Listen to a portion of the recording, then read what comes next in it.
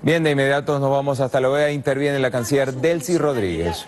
En cuanto a su funcionamiento, habíamos develado el plan intervencionista contra Venezuela, ya decidido por el país hegemón de esta organización y de esta región, que ha activado sus brazos ejecutores, siendo el secretario general una de sus principales fichas. Sabemos que los falsos supuestos que han tratado de forjar para incriminar y condenar a Venezuela en una especie de linchamiento mediático diplomático, el presidente Maduro lo ha catalogado como el Tribunal de la Inquisición para procesar y juzgar a Venezuela sin ningún tipo de defensa.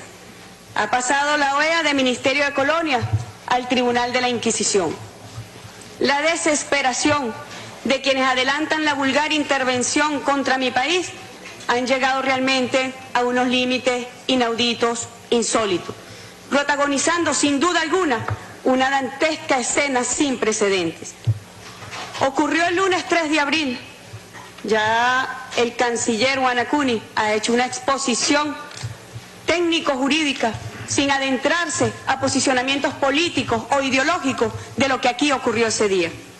Un grupo de gobiernos decidieron subvertir y quebrantar el orden interno de la Organización de los Estados Americanos, sustituyendo en un solo acto al presidente y vicepresidente legítimo del Consejo Permanente, correspondiendo a Bolivia y Haití respectivamente, sin que ocurriesen los supuestos de hecho para sustituir a la persona del presidente y vicepresidente del Consejo Permanente. Se encontraban en este mismo edificio. Es un hecho sin precedentes en la historia de esta organización, que ya con esto cuenta con otro bochornoso capítulo del más grotesco intervencionismo. ¿Con qué razón y para qué se violentó la institucionalidad de la OEA? Hace una semana nos referíamos a la pertinencia y a la vigencia sobre pertenecer a esta organización, dado el oscuro historial vejatorio contra la dignidad de los pueblos. Dicha usurpación de funciones estuvo precedida de irrespetuosas, racistas, clasistas y vulgares presiones a ambos representantes de Bolivia y de Haití para que se llevase a cabo un Consejo Permanente a todas luces violatorio del principio de no intervención en los asuntos internos de los estados, de igualdad soberana de los estados, entre otros. Fracasados sus intentos, decidieron sin estupor asaltar la institucionalidad y llevar adelante un Consejo Permanente de facto, con un llamado presidente interino, así designado por el secretario de esta organización, en las propias narices de su legítimo presidente, hoy aquí también presente, y saludo que esté presidiendo este válido Consejo Permanente. Un grave fraude jurídico y procesal había ocurrido, pisoteando las normas, principios y fundamentos de la OEA y del derecho internacional. No existe, escúchese bien, no existe en la historia del multilateralismo precedente de esta naturaleza. Los aires golpistas arrancaron en la Patagonia. Similar proceder mostraban en Mercosur contra Venezuela, quedando más que en evidencia el contubernio y el concierto para delinquir y vulnerar la soberanía de un país hermano de esta región. La historia cuenta en el mundo con tristes experiencias donde organizaciones regionales han servido la mesa para intervenir e invadir países. En este grotesco día, una funcionaria de origen multilateralista, devenida menos en su rol con responsabilidades internacionales, mostró su verdadera intención contra Venezuela: el tutelaje internacional. Repudio y protesto enérgicamente a esta funcionaria que desconoció y quebrantó todo el Estado de Derecho internacional con sus atrevidas pretensiones y declaraciones sobre Venezuela. Para que no quede duda, yo voy a mostrar aquí textualmente lo que dijo esta funcionaria. Yo tengo mandato de todos los cancilleres del Mercosur de representar al Mercosur en el marco de la OEA. Esto es algo inédito, es verdad que es algo inédito. Así que vamos a plantear acá la perspectiva del Mercosur, porque nos parece que es necesario un tutelaje. ¿Dónde queda el Estado de Derecho internacional? ¿Dónde quedan los principios y propósitos de la Carta de las Naciones Unidas cuando un grupo de países o un país se arroga el derecho de tutelar e intervenir a un país? En este cometido transgresor de la institucionalidad de la OEA están intenciones maliciosas, en algunos casos por ser criminosas, tales como derrocar un gobierno constitucional, promover procesos de intervención, destruir a la propia OEA poniéndola al servicio del hegemón. Intenciones que eliminan la oportunidad de contar con un espacio regional para el mutuo entendimiento y el bienestar colectivo, como bien lo señaló el canciller Guanacuni, un espacio que respete siempre los principios del derecho internacional público que tanto han costado a la humanidad y que se han erigido como barreras infranqueables ante la historia de atropellos, sujeciones, intervencionismo, invasiones y cuantas formas lesivas de la paz, la cooperación y la buena vecindad se han querido imponer. Son inadmisibles tanto la sesión como la resolución del 3 de abril de 2017, las cuales son la evidencia de un gravísimo fraude procesal y forjamiento delictivo de una situación jurídica inexistente contra un Estado miembro, al pretender enmarcarse la aplicación de la Carta Interamericana Democrática en una resolución subvirtiendo la votación necesaria. Tamaña vulgaridad han cometido quienes mediante maniobras pretendieron mostrar una supuesta activación de la Carta contra Venezuela, sustentada en el inexistente supuesto de quebrantamiento del orden constitucional en Venezuela y de un fraude consensual. Venezuela desconoce esa sesión de facto, es inadmisible, inválida y además carece de objeto y legitimación. Sus fallas de origen ilícitas la impregnan de nulidad absoluta. Nótese que la convocatoria sobre la situación de Venezuela, ya de por sí etérea, abstracta, indefinida, sin objeto jurídico válido y sin contar con el consentimiento del Estado concernido, la presentan 20 Estados, pero la resolución encapsulada la presentan 13 gobiernos nada más, que finalmente contó con el apoyo de 17 gobiernos. Pero además, ¿a cuál resolución nos referimos? Jamás en la historia se podría entender que se ha aprobado con apenas 17 votos una resolución en esta organización. Una versión circuló formalmente el 31 de marzo. Esta fue la versión que circuló. Una versión que fue y apareció súbitamente en el marco de esa sesión de facto que fue la que se aprobó. Yo le hablo a los países, a los representantes que conocen bien de fondo el funcionamiento de esta organización. Díganme ustedes si no se han violentado todas las normas, reglamentos, instructivos que rigen cómo debe proceder este órgano, este Consejo Permanente.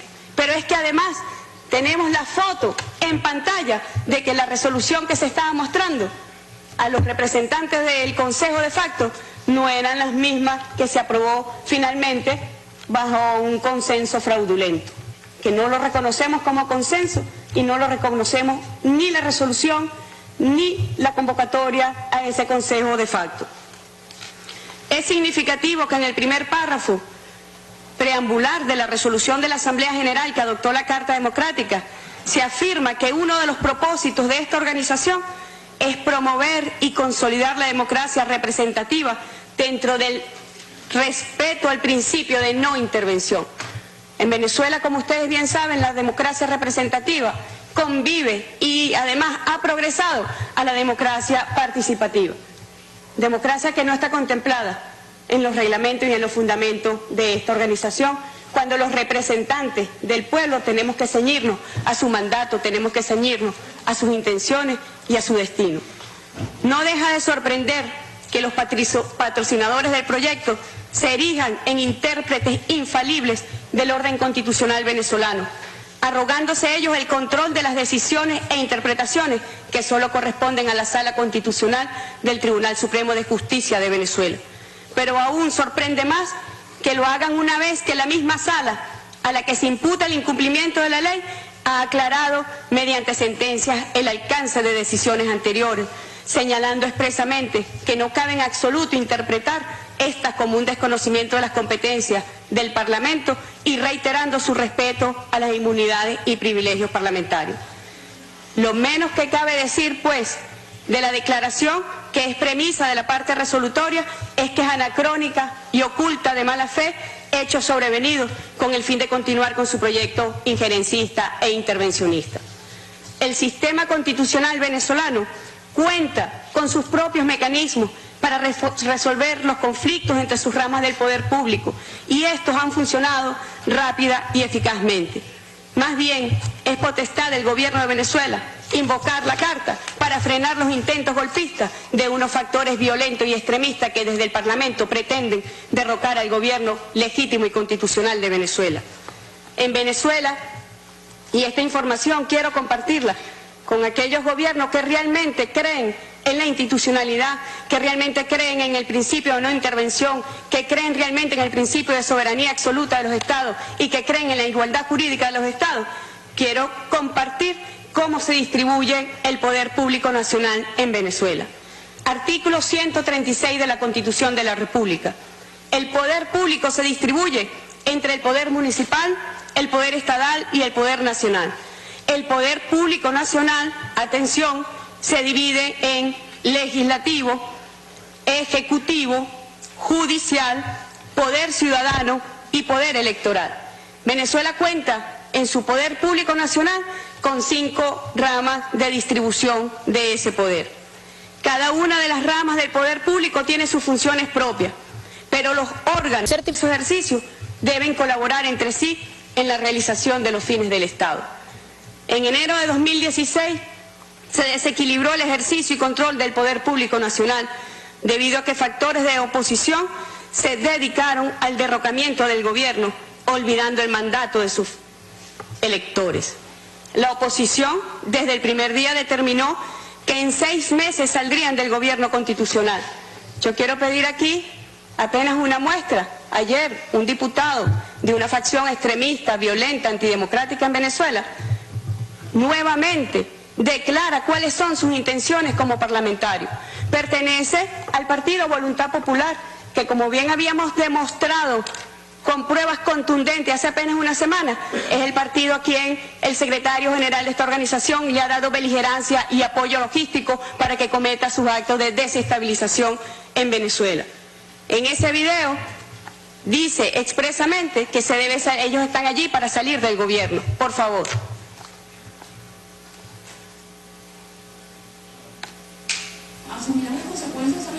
Este es el diputado Freddy Guevara, de Voluntad Popular.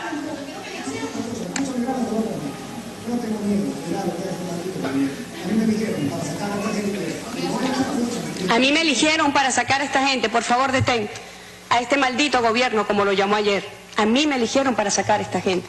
Yo pregunto, aquí hay países con regímenes parlamentarios, si la función de un parlamento es derrocar a un gobierno, si la función de un parlamento es derrocar al gobierno, al Ejecutivo Nacional. Es ese el espíritu de un parlamento, hasta donde yo entendía, y así está contemplado en las leyes de la República Bolivariana de Venezuela. Un parlamento es para legislar leyes, un parlamento es para coadyuvar en los altos fines del Estado, en conjunto con el resto de las ramas del poder público nacional. Es esto lo que ha generado un verdadero desequilibrio y un conflicto entre las ramas del poder público. Jamás puede ser un mandato constitucional derrocar un gobierno. Jamás puede ser un mandato de un parlamento derrocar un gobierno. Eso es más bien un propósito delictivo. En todos los sistemas jurídicos del mundo, las acciones de derrocamiento son delitos gravísimos, sancionados con las penas más altas, usualmente los más graves después del homicidio. Es vital entender que los conflictos entre poderes son parte del juego democrático que se dirime con los propios mecanismos constitucionales. Por sí mismo no puede calificarse como grave alteración del orden constitucional. Al contrario, debe tratársele como lo que es, un conflicto natural de poderes entre ramas de los poderes públicos. Es eso lo adecuado, es eso lo contemplado además en nuestro sistema constitucional. ¿Y qué ha hecho el gobierno del presidente Maduro? Lo que la ley le ordena, lo que las leyes de Venezuela le ordenan: acudir al camino constitucional y democrático dispuesto por la Constitución, que no es otro que el control de la constitucionalidad de los actos de los poderes públicos, en este caso de la Asamblea Nacional, cuyo ejercicio compete a la Sala Constitucional. el sistema constitucional venezolano contiene mecanismos de tutela y autotutela de los actos del poder público conforme a la Constitución. Y el control concentrado de la constitucionalidad corresponde a la Sala Constitucional del Tribunal Supremo de Justicia. En fecha 31 de marzo, mientras muchos se alegraban con mala intención del conflicto de poderes que se había presentado en Venezuela, porque pensaban que había llegado la hora definitivamente de dar el golpe en nuestro país, el jefe de Estado, ustedes saben que en Venezuela el jefe de Estado es además también jefe de gobierno, activó el artículo 323 de nuestra Constitución. Leo: el Consejo de Defensa de la Nación es el máximo órgano de consulta para la planificación y asesoramiento del poder público en los asuntos relacionados con la defensa integral de la nación, su soberanía y la integridad de su espacio geográfico. A tales efectos le corresponde también establecer el concepto estratégico de la nación. Presidido por el presidente de la República, lo conforman el vicepresidente, el presidente de la Asamblea Nacional. Aquí yo traigo la convocatoria debida que se hizo al presidente de la Asamblea Nacional para que participara legítimamente en el Consejo de Defensa de la Nación, y en su actitud y en su acción por derrocar al gobierno nacional no asistieron. Eso lo debe conocer este foro. El papel que juegan los diputados apoyados por el secretario de esta organización para derrocar al gobierno constitucional y legítimo de Venezuela.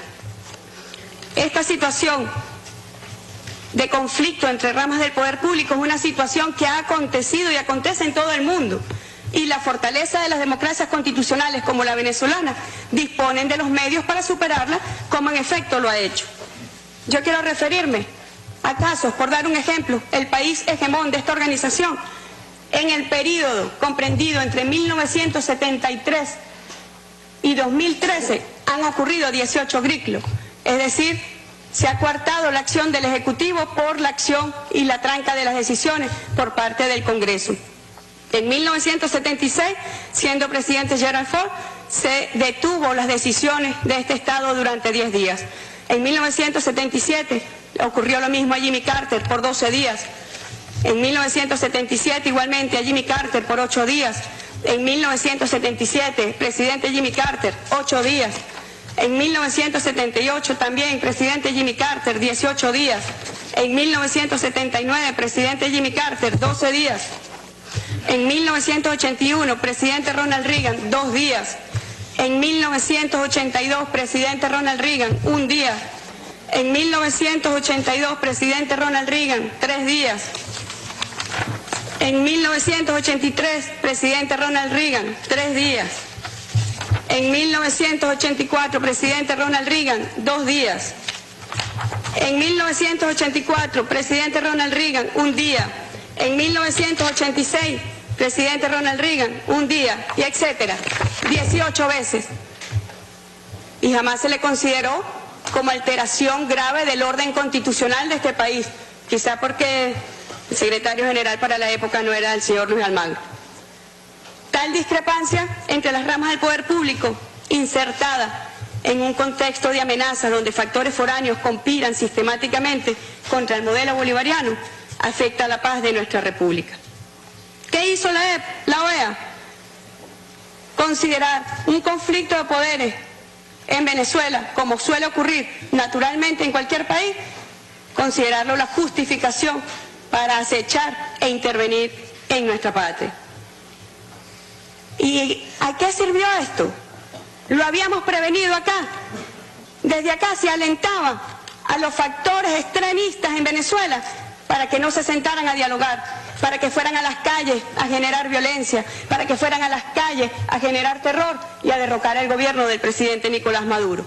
Eso pasó apenas ayer en Venezuela, cuando la oposición, envalentonada por la supuesta aplicación de la Carta Democrática, como erróneamente han declarado algunos representantes permanentes y el secretario de esta organización, salieron a las calles con violencia para poner en peligro la vida de millones de venezolanos y su modelo político de respeto a los derechos humanos. ¿Y qué tuiteó el secretario general de esta organización? Condenó, aquí está, y yo hice una comparación Ayer el señor Almagro condena enérgica de la brutal represión en Venezuela contra los manifestantes. Debe ser que no ha visto los videos, debe ser que no ha visto la foto. Pero cuando ocurrió hace apenas una semana en Paraguay, se incendió el Congreso de ese país, el Parlamento de ese país, asesinaron a un diputado. ¿Qué dijo el secretario de esta organización? Llamo a la paz cívica en Paraguay, es lo que corresponde, ¿oyó? Llamar a la paz, no a la confrontación. Y expreso pesar por muerte de dirigente político, Rodrigo Quintana. Comunicado aquí. Y así, ya, chao, chao Paraguay. Estamos acosando a Venezuela, estamos hostigando a Venezuela, que no se parece ni siquiera en mínimas proporciones de las terribles realidades que se viven en otros países de esta región. Yo quiero aquí citar a Emiliano Zapata, ya que hoy estamos en el Día de México. Muchos de ellos, por complacer a tiranos, por un puñado de monedas, o por cohecho o soborno, están traicionando. Señor presidente, estoy solicitando la sangre de sus hermanos. Tenemos una solicitud de punto de orden, por favor. Paraguay. Quiero hacerle saber a la canciller de que el punto al que está alegando ya fue suficientemente aclarado en la sesión del día lunes. Mi país, señora canciller, se somete al escrutinio internacional en todas las instancias, muy a diferencia del suyo. Y a lo que usted hace referencia está en instancia nuestra, local.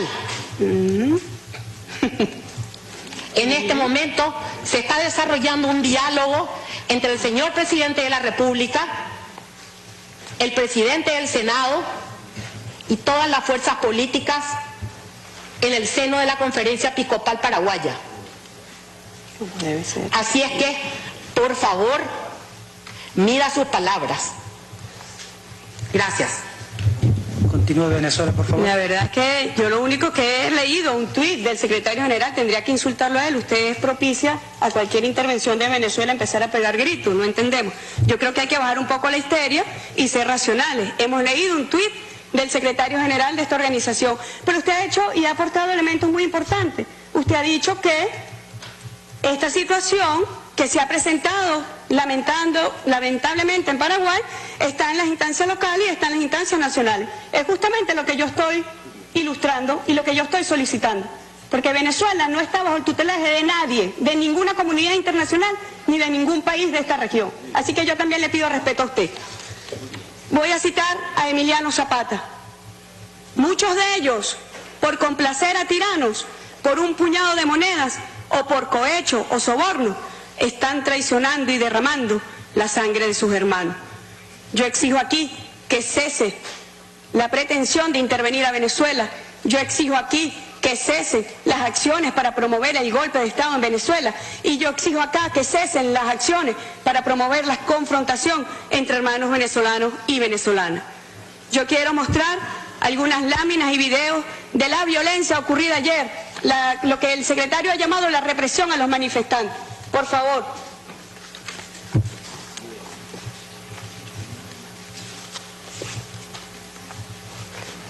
Voy a mostrar, aquí están los manifestantes atacando a las fuerzas de la seguridad ciudadana. Aquí están los manifestantes atacando a representantes de la Guardia Nacional Bolivariana, todas mujeres, por cierto. Ahí hay un video.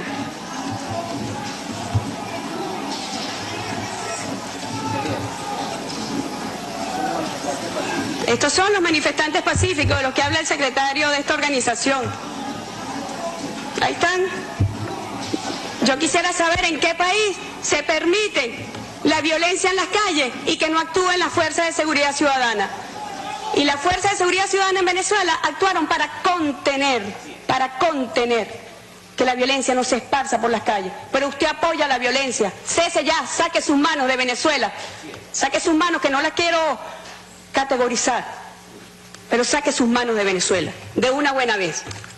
Aquí están los manifestantes pacíficos del señor Almagro, aquí están, atacando a la fuerza de la seguridad ciudadana. Aquí están los manifestantes pacíficos, humildes trabajadores que fueron secuestrados por los manifestantes pacíficos. Esto es un tuit que hace para CNN el diputado Freddy Guevara, de Voluntad Popular, un colega, un partisano del señor Almagro, haciendo un drama para las cámaras, pero en realidad la señorita estaba ahora posando con la fuerza de la seguridad ciudadana. Aquí está, esto es lo que usted dice que es brutalmente condenar las agresiones a los manifestantes. Ahí está un video donde le quitan un arma a un guardia nacional de Venezuela. Los manifestantes pacíficos.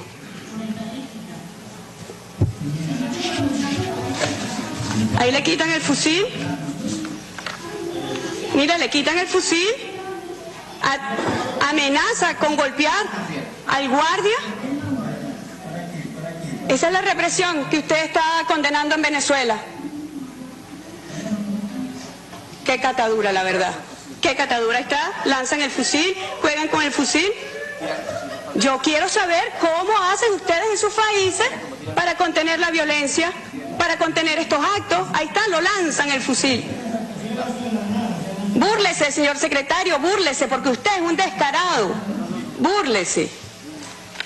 Pero yo también quiero mostrar al tiempo que pasaba esto en algunas zonas de Caracas, grupos muy reducidos, pero que generan violencia, apoyados por el secretario de esta organización.